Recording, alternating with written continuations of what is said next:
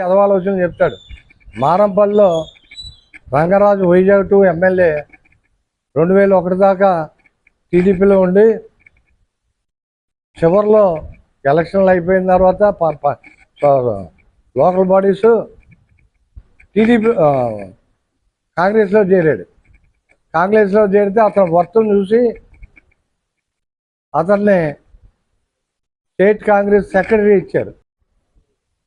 ఎవరన్నా జనసేన జాయిన్ అవుతుంటే క్లబ్బులు ఇస్తారేమో వెళ్ళిపోతున్నాను. నీకు కళ్ళు ఉన్నాయా ఏమున్నాయరా బాబు? తాడేపల్లిగూడలో ఏ క్లబ్బులు లేవు.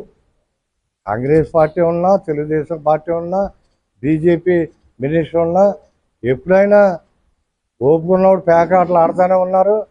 అలాగే అడప విష్ణు అప్పారావుపేట నీ కూడానే ఉన్నాడు. వెంకటేశ్వర రెడ్డి సోమవారం నీ కూడానే ఉన్నారు. కదపుల్ రెడ్డి వీరంపాలెం నీ కూడానే ఉన్నాడు. వీళ్ళందరూ కూడా పేకాట్లు కోడి పందాలు ఆడుతూనే ఉన్నారు. జగ్గనపేటకి సోమవారానికి మధ్యలో ముత్యాలమ్మ గుడి దగ్గర ఎప్పుడు కూడా ఆ గవర్నమెంట్ ఈ గవర్నమెంట్ కాదు, కోడి పందాలు వేస్తూనే ఉన్నారు.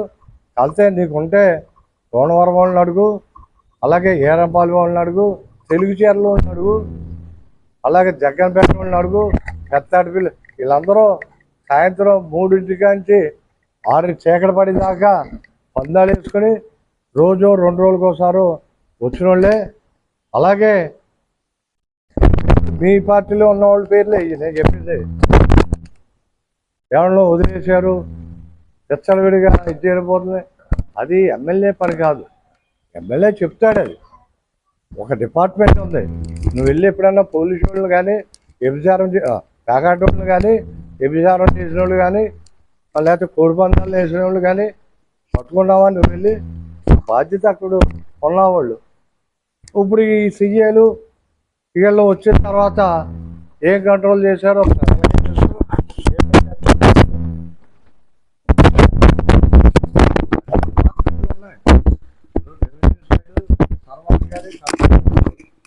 అలాగే వాళ్ళ కార్యక్రమాలు వాళ్ళు చేసుకుంటారు. ఎంత గొప్ప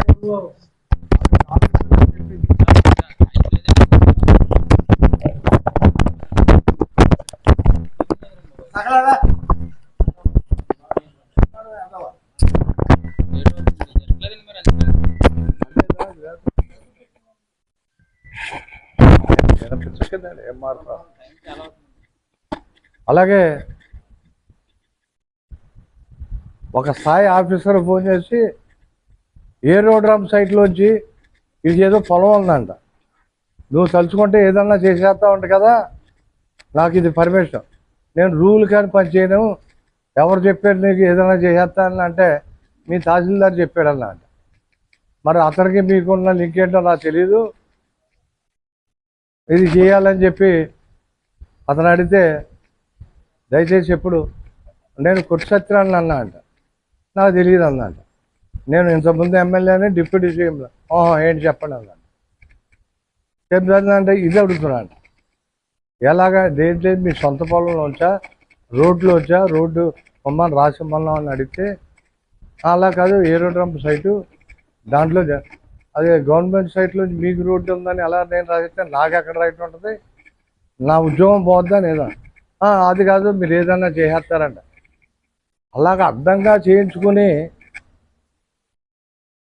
అవాకులు చెవాకులు పేలుతున్నావు నువ్వు. కూటమిలో నాయకుల్లో కానీ జనసేన తెలుగుదేశం అలాగే బీజేపీలో కానీ ఏ నాయకుడైనా ఏ అధికారితో అలా మాట ఒకరిద్దరు ఉద్రేకతనంతో మాడితే ఆఫీసర్లు వాళ్ళు ఎంతవరకు మాట్లాడాలో అంతవరకు మాట్లాడి ఇంకా ఇబ్బంది పెడితే రెండోసారి ఫోన్ ఎత్తడం మానేస్తారు. అలాంటి పరిస్థితి నిలిపోంది అక్కడ. ఇక్కడ పేకాట్లో ఇది ఎమ్మెల్యేలు ఆడమంటే ఆడరు, ఎమ్మెల్యేలు మానేమంటే మానేరు. స్వతహాగా మన ఏరియాలో కొన్ని అలవాట్లు కొంతమంది ఉన్నారు, వాళ్ళు ఏ టైంలో ఉన్నా సరే. అదే ఇప్పుడు చెప్పాను, బుచ్చి చిట్టూరు బాపన్న ఆడు ప్రతిరోజు పేకాడాడతాడు వైసీపీ. అలాగా మన యాతం సత్యనారాయణ పెద్దోడు అంటారు. ఆడికి మధ్య పొలం పనులు చూసుకుని మధ్యాహ్నం పెగడాడతాడు కాలక్షేపాలకి. అలా పల్లెటూరులో వాళ్ళందరూ మీ మీ పార్టీయే, మీ గ్రూప్ కాకపోవచ్చు. కానీ ఇలా కొంతమంది పేర్లు ఉన్నాయి. అలా జనసేనలో ఉంటారు, టీడీపీ. జనసేన వాళ్ళు ప్రమేయం ఉంది మర్డర్లో. ఏం తెలుసు? ఒక ఎఫ్ఐఆర్ ఉంటుంది, నీకు ఒక ఇన్వెస్టిగేషన్ ఉంటుంది. సస్పెక్టెడ్ కేసు అయితే దాన్ని ఏదో సెక్షన్ ఉంది, 64 ఏదో అంటారు దాన్ని. అది పెట్టి ఎంక్వైరీ చేసి 302 307 ఎవరైతే పాత్రదారులు ఉన్నారో వాళ్ళ మీద కడతారు. నీకు సరదా ఉంటే మర్డర్ చేయి, నీ గవర్నమెంట్ ఉండగా నీ మీద పెడతారు. లేదు, ఈ టైంలోనూ పైబోన్ స్వామి గారు నీ ఇంటి ఎదురున్న సాయిబాబు గుడి దగ్గర చంపేశారు. అలాగే కాంగ్రెస్ గవర్నమెంట్ ఉండగా కోర్టు ఆవరణలోనే పైబోన్ రవిని చంపేయడం జరిగింది. ఆ జిల్లా కలెక్టరు చేతకానితనమా, అప్పుడున్న మినిస్టర్లు సీఎంలు చేతకానితనమా? అది విద్రోహ శక్తులు ఎప్పుడూ ఉంటాయి. పోలీస్ స్టేషన్ దగ్గర ఏంటి, ఎదురుకుండా ఏంటి?